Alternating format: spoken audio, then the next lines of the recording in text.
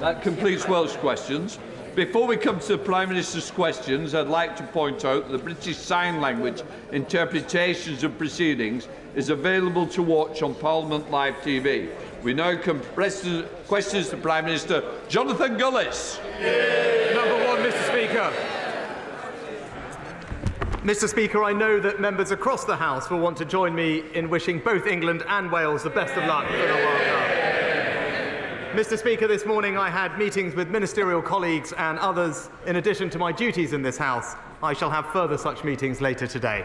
Jonathan Gullis. Thank you, Mr. Speaker. People in places like Stoke-on-Trent North, Kidsgrove and Tork aren't getting the help they need quickly enough when it comes to mental health. Fellow campaigner James Starkey and I were delighted when the Prime Minister, who was then Chancellor, said he would back our campaign every step of the way to get mental health nurses into GP surgeries. So will the Prime Minister deliver on his promise, back our No Time to Wait pilot scheme developed by the Royal College of Nursing and help get people the support they need? Well, Mr. Speaker, can I thank my honourable friend for his continued campaigning on this important issue. I'm pleased to tell him all 1,250 primary care networks in England are entitled to recruit up to 2 mental health practitioners to work in surgeries. I know the BMA and NHS are looking at expanding that, and I look forward to working with him to ensure that his constituents in Stoke get the mental health support and care that they need. We now come to the Leader of the Opposition, Keir Starmer. Thank you, Mr. Speaker, and congratulations to England and Wales on their start to the World Cup, and good luck for the rest of the tournament. Mr. Speaker, the World Cup doesn't belong to FIFA, and it doesn't belong to the host nation. It belongs to everyone who loves football. It's totally unacceptable that during this tournament, gay football fans are unable to acknowledge who they love, and players have been threatened with suspension if they show solidarity with those fans. Shame on FIFA. Britain faces the lowest growth of any OECD nation over the next 2 years. Why?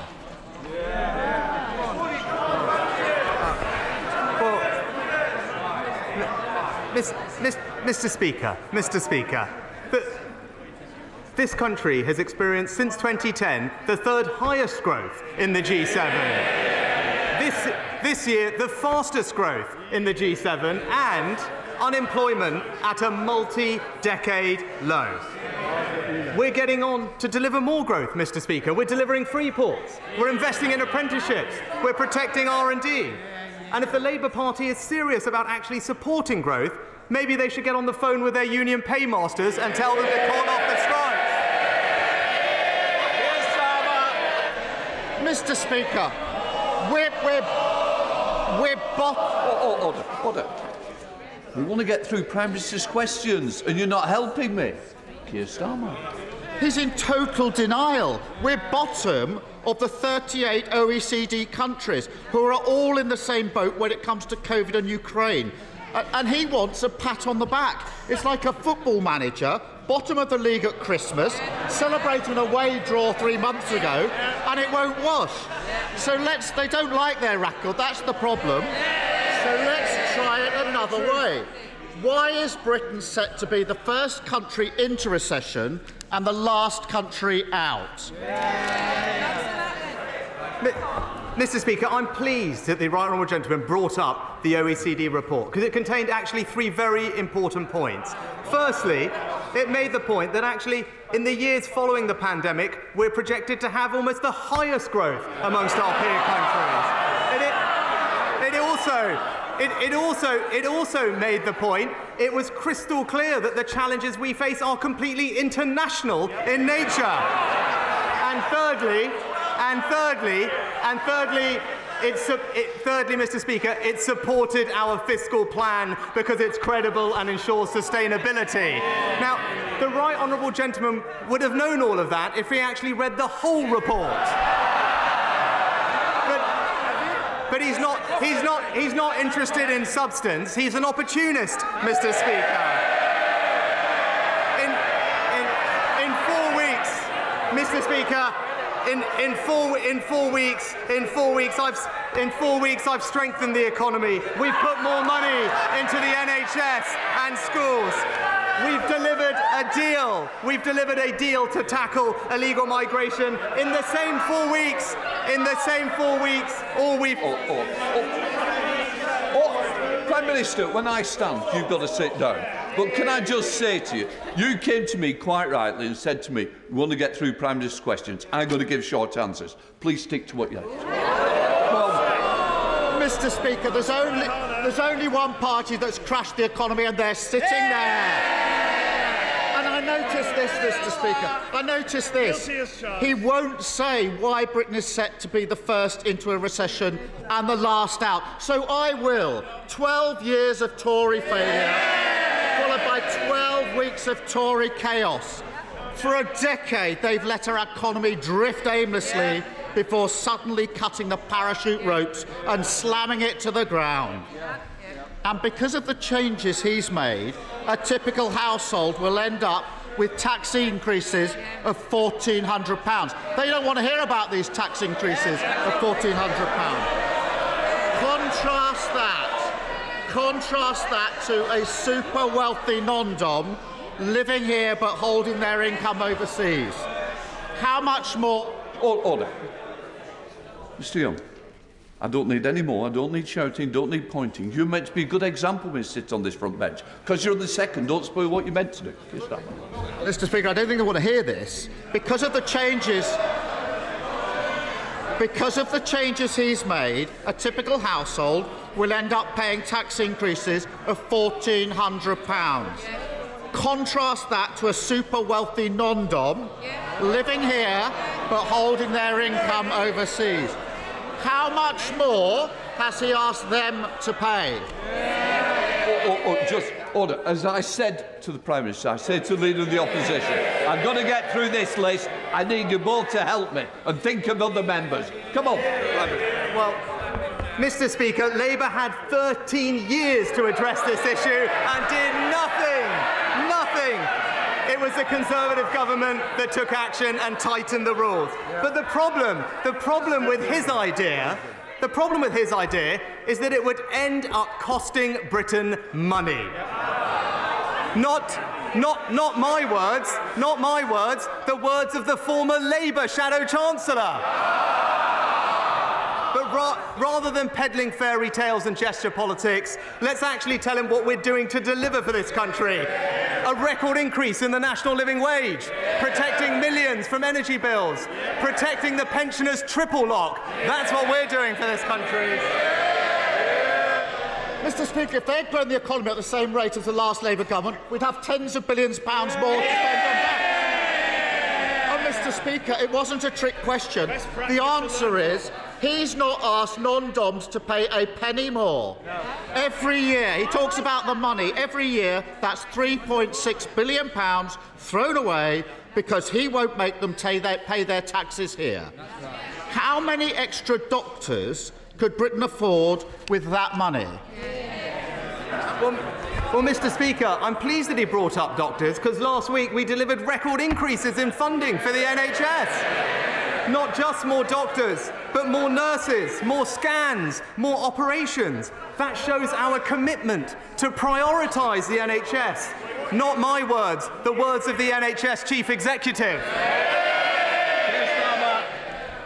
Scrapping the non-dom status would allow us to train 15,000 doctors every year. That's what Labour would do. And we can carry on handing out tax breaks to the super rich. Or we can live in a society where people don't have to go private to get a doctor's appointment. It's that simple. He also hands Shell 90p for every £1 they spend drilling. So they haven't paid a penny in windfall tax. Mr. Speaker, you may have seen this week that somebody shredded £10,000 in protest at those propping up an oil and gas giant. But he shreds £10,000 every other minute propping them up. Which does he think is the more absurd? Mr. Speaker, This is the government that has actually put in place an economic plan that will deliver confidence and stability to our economy. And all I've heard from the Honourable Gentleman today, there's no answers, there's no substance, because there's no plan, Mr. Speaker. He talks about the NHS. We're delivering record funding for the NHS, but we can only do that on the foundations of a strong economy. You can't deliver for the NHS unless you have a plan for the economy, and he doesn't have either, Mr. Speaker. Mr. Speaker, every time he opens his mouth, another powerful business voice says he hasn't got a plan on growth. The failure of the last 12 years and the chaos of the last 12 weeks are compounded by the decisions he's taking now. He won't follow Labour's plan to scrap non-dom status. Instead, we've got an NHS staffing crisis. He won't follow Labour's plan to make oil and gas giants pay their fair share. Instead, he hammers working people. And he won't push through planning reform. Instead, he kills off the dream of home ownership. Too weak to take on his party, too weak to take on vested interest. 12 long years of Tory government, 5 Prime Ministers, 7 Chancellors. Why do they always clobber working people?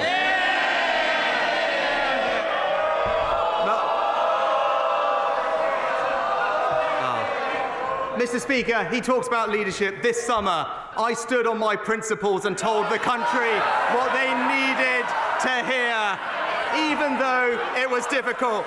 When he ran for leader, he told his party what they wanted to hear. And even now, he says one thing and he does the other. He says he cares for working people, but he won't stand up to the unions. He said he'd honour Brexit, but he tried to have a second referendum. And now he tries to talk tough about immigration, but he promised to defend free movement. You can trust him to deliver for his party. You can trust me to deliver for the country.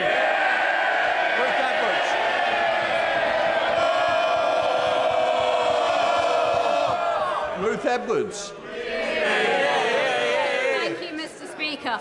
As we debate how to best help our constituents with their energy costs, 10 million people in Ukraine are without power due to Russia's barbaric strikes on the country's energy infrastructure. So can my right honourable friend set out what support we will be providing to our Ukrainian allies to help them repair the damage and keep their citizens warm this winter? I'm pleased to tell my honourable friend that I spent time discussing this with President Zelensky at the weekend and talking to Ukrainian families about the impact these awful strikes are having on them. I know the whole House will be proud to know that we're providing millions of pounds of immediate support with generators, shelter and water repairs on top of the 570 mobile power generation that we are donating to power facilities across Ukraine. We're also working with the government to repair critical infrastructure with 8 projects identified by UK Export Finance to be delivered in the near future. We now come to the Leader of the SNP, Ian Blackford. Thank you, Mr. Speaker. I'm sure the whole House will want to join me in welcoming the moderator of the Church of Scotland to our proceedings this afternoon and to thank him for his sermon at St Margaret's this morning. Mr. Speaker, this morning the Supreme Court clarified a point of law, but the very point of democracy in this union is now at stake, and democracy will not be denied. Because whether Westminster likes it or not, last year the people of Scotland voted for a Scottish Parliament with a majority and the mandate to deliver an independence referendum. The Prime Minister has every right to oppose independence. He has no right to deny democracy to the people of Scotland. If the Prime Minister keeps blocking that referendum, will he at least be honest and confirm that the very idea that the United Kingdom is a voluntary union of nations is now dead and buried? Well, Mr. Speaker, let me start by saying we respect the clear and definitive ruling on the Supreme Court of the United United Kingdom. And what I would say to the honourable gentleman, that, firstly, I am looking forward to also seeing the moderator of Scotland tomorrow. And I think that the people of Scotland want us to be working on fixing the major challenges that we collectively face, whether that's the economy, supporting the NHS, or indeed supporting Ukraine. Now is the time for politicians to work together, and that's what this government will do. Ian Blackford. Mr. Speaker, it is right that we respect the decision of the court. But the Prime Minister can't claim to respect the rule of law and then deny democracy in the very same breath. If democracy is to matter, if elections matter, then mandates matter. Since 2014, the Scottish National Party has won 8 elections in a row. Last year, we won a landslide. The Scottish Parliament now has the biggest majority for an independence referendum in the history of devolution. The Prime Minister doesn't even have a personal mandate to sit in 10 Downing Street. What right does a man with no mandate have to deny Scottish democracy? But, Mr. Speaker, when it comes to Scottish democracy, I'm pleased that the Scottish Government has one of the most powerful devolved assemblies anywhere in the world. And I'm pleased, and I was pleased very shortly after becoming Prime Minister to be the first Prime Minister in over a decade to attend the Council, to sit down with the First Minister, to explore ways in which we can work together with the Scottish Government to deliver for the people of Scotland. Whether that's delivering our growth deals, delivering free ports, or ensuring that the £1.5 billion of extra Barnet money can go towards supporting public services, that's what we're committed to doing in Scotland. Gareth Johnson. Mr. Speaker, last month, Just Stop Oil clambered up the Dartford crossing, causing chaos for days. They then attacked artworks, the M25, and anything else to cause misery and mayhem. These people are not protesters, they are criminals. Will the Prime Minister therefore consider making Just Stop Oil a prescribed organisation so that they can be treated as the criminal organisation they actually are? Mr. Speaker, the kind of demonstrations we've seen recently disrupt people's daily lives, they cause mass misery for the public, and they put people in danger. The police have our full support in their efforts to minimise this disruption and tackle reckless and illegal activity. The Public Order Bill will give them the powers they need, and I look forward to seeing the support that bill receives from every part of this House. Ed Davey. Mr. Speaker, one of my constituents, Vanessa, has contacted me in floods of tears. Her mortgage payments have risen by £500 a month. She and her husband were already struggling with high energy bills and high food bills. Now, like 1 in 4 across the country, they fear losing their home. We are out of options and heartbroken, says Vanessa. So will the Prime Minister introduce a new mortgage protection fund paid for by reversing his tax cuts to the banks? Will he help Vanessa keep her home? Mr. Speaker, I'm deeply sorry to hear about Vanessa's circumstances, and I want her to know that the plan that the Chancellor announced last week will help families like hers up and down the country, because it's the right plan to tackle inflation, to limit the increase in mortgage rates and ensure confidence in our economy. There is specific help that the Chancellor announced, offering low-interest loans to those owners on benefits to cover interest on mortgages of up to $250,000. The Chancellor is also meeting with mortgage lenders in the coming weeks, and we will continue to do all we can to support those homeowners who are struggling with their payments. Greg Tracy. Thank you, Mr. Speaker. I recently took part in the Pitching In campaign, which promotes grassroots sports and also celebrates the volunteers who make it possible every week. So would the Prime Minister join me in thanking those volunteers for the incredible work they do? And also, with top-flight football taking a bit of a break at the moment because of the World Cup, would he join me in reminding people that it's the perfect opportunity to go out and support their local non-league football teams who are incredibly welcoming, and including in that, of course, Atherstone Town Community Football Club, Bedworth United and Coleshill Town in my constituency. Well, I'm happy to join my honourable friend in praising all his local teams. And he makes an excellent point, actually, that volunteers have a vital role to play in community sport and actually the delivery of major events. And I join him in thanking them for everything that they do. Sport accounts for over half, Mr. Speaker, of volunteering in the UK, and every one volunteer generates a capacity for at least 8 more people to participate in sport, and I know the whole House will join me in praising their efforts. Alan Dorrance. Thank you, Mr. Speaker. Good afternoon. Mr. Speaker, since 2014, the SNP have won 8 elections, and we now have more councillors, members of the Scottish Parliament, and more MPs in this place than any other Scottish political party. Every one of those elected members were elected on a manifesto and clear mandate for Scottish independence. Mr. Speaker, what democratic right does this government have to deny Scottish democracy, refuse an independence referendum, and to keep us shackled and imprisoned in this involuntary and unequal union against the will of the Scottish people?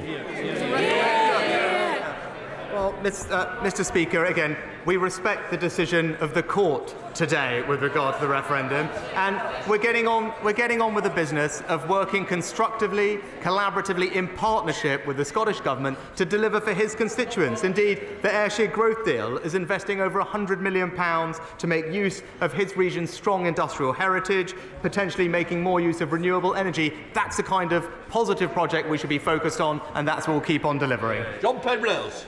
Mr. Speaker, the Prime Minister has rightly promised to recruit a successor to Lord Geit as his ethics advisor promptly.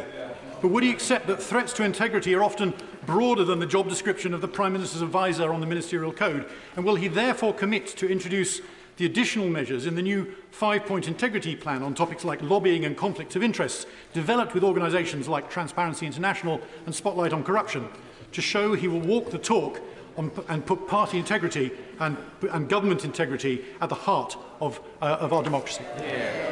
Well, I thank my honourable friend for his comprehensive and thoughtful suggestions. As he acknowledged, he knows that I've committed to appointing an independent advisor on ministerial interests, and I very much look forward to studying his other proposals in proper time. Chris Law. Mr. Speaker, just 3 months ago, this appointed interim Prime Minister said in Scotland, and I quote, "We live in a union, which is of course there by consent and by democracy." And added, "I accept that."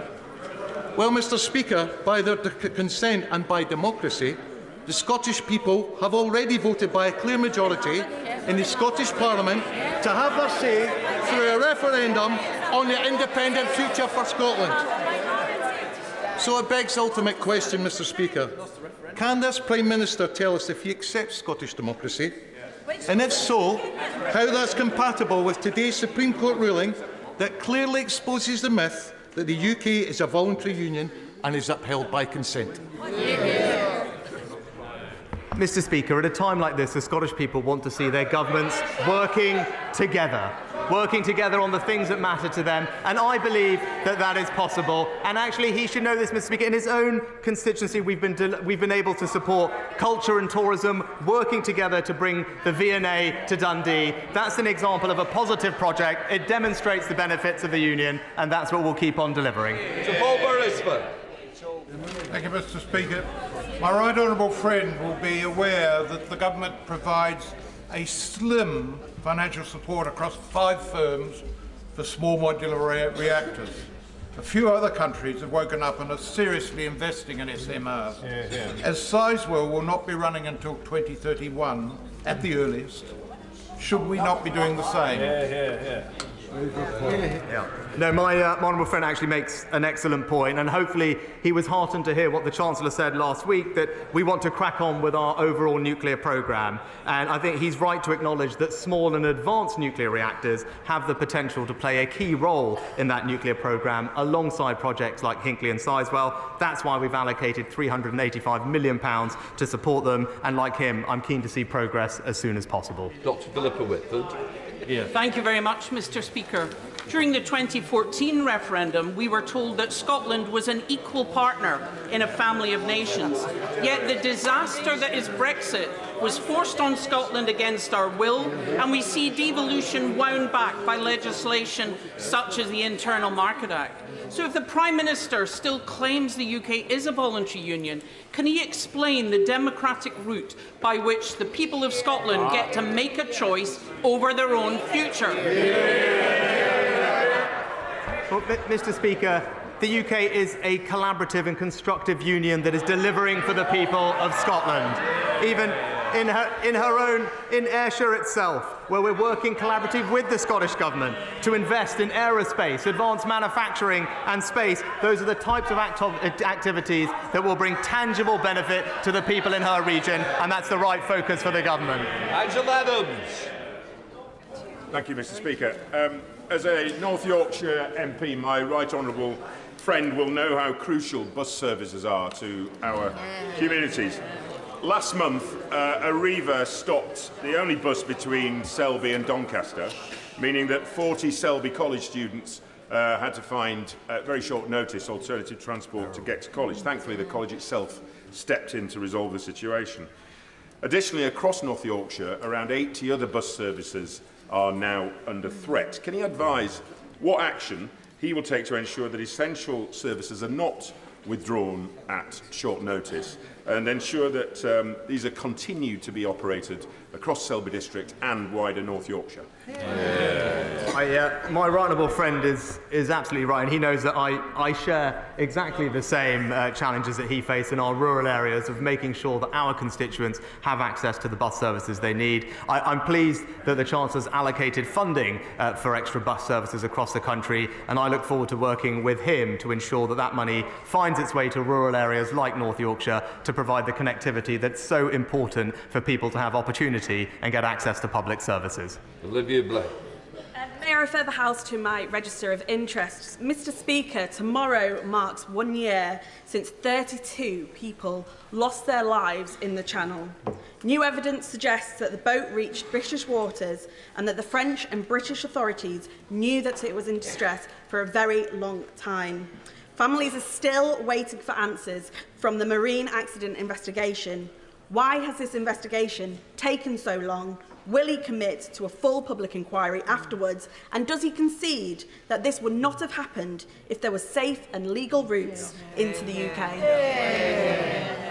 Well, Mr. Speaker, every life that is lost in the Channel is a tragedy, but that is why it is so vital that we break the cycle of criminal gangs that are exploiting people and trafficking them, and that's what the Home Secretary is focused on.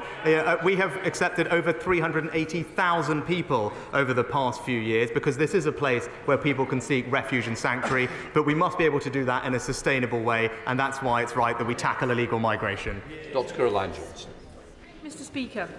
Mr. Speaker, rising energy bills are a challenge for all of us, and constituents in Sleaford and North Hykeham are very grateful for much of the support that has been given by government. But with temperatures this week falling below freezing in Lincolnshire, those living in park homes are particularly concerned when they will receive their support. So I ask my honourable friend the Prime Minister, can he tell me when and how people living in park homes will receive the £400 which they're entitled to? And my honourable friend has consistently and rightly championed her rural constituents, making sure that they get access to the energy support that we're providing. It's something that the Chancellor prioritised in last week's autumn statement. I will ensure that we get the money out as quickly as possible. She should also be reassured that the cold weather payment system provides extra financial support to those vulnerable constituents when temperatures drop below a certain point. Callaghan. Mr. Speaker, did Scotland vote for Brexit? No. Did Scotland vote for austerity? No. Did Scotland vote for the Tories? No. What we did vote for, don't shout me down, don't shout me down, I've listened to all of you. What we did vote for only last year was the right to choose our own future. With that in mind, and given a previous non-answer from the Prime Minister, can the Prime Minister tell this House, tell us all in fact, how a nation can leave this so-called voluntary union? Mr. Speaker, the challenges that we face right now are those that require cooperation between our governments, tackling the economy, supporting the NHS, and I'm pleased that last week's autumn statement means that the Scottish Government will receive £1.5 billion in extra funding to deliver for public services in Scotland, and that's what we will continue doing. Theresa May. Thank you, Mr. Speaker. Scotland is a proud nation with a unique heritage. It is a valued member of our family of nations, a union of people bound through the generations by shared interests. Does my right honourable friend agree with me that this morning's Supreme Court decision gives the Scottish nationalists, the SNP, the opportunity for once to put the people of Scotland first?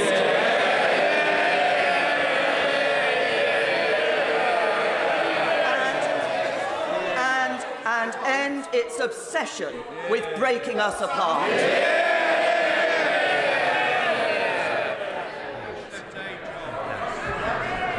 I think that my right honourable friend put it very well, Mr. Speaker. Angus Brendan McNeill. Thank you, Mr. Speaker. The Prime Minister won't answer, but it's obvious that the route to Scottish independence is now elections, and we know, Prime Minister, there's going to be many of them. Now, Mr. Speaker, inequality cost, and in France, the middle earners earn 20% more than in the UK, and low earners earn 25% more. This inequality is why the cost of energy and the cost of living hits people worse in the UK, and it's why I'm for independence, incidentally, to choose a better path. But meantime, in my constituency, there are both more off-grid fuel customers and a higher rate of fuel poverty than in Northern Ireland. So will the PM do the right thing and extend the £200 payment that's going to Northern Ireland to the off-grid customers in my geographically distinct constituency, the Hebrides, on the basis of fairness? Yes or no? Mr. Speaker, last week's autumn statement announced £55 billion to support families and businesses across the United Kingdom with their energy bills. And the Chancellor paid particular attention to those that are off-grid in rural areas by doubling the support to £200 for them, and that will help many people in his constituency and across the United Kingdom. Sarah Brickley. Speaker, I'm sure we'll both be celebrating this weekend what we consider to be one of the best days of the year, and that is Lancashire Day. Thank you personally for hosting the event in Parliament. So will the Prime Minister, though he represents a Yorkshire constituency, join me in welcoming our Lancastrian local leaders and businesses to Parliament today, and join us in supporting our proud history and bright future by levelling up what we consider to be the best county? May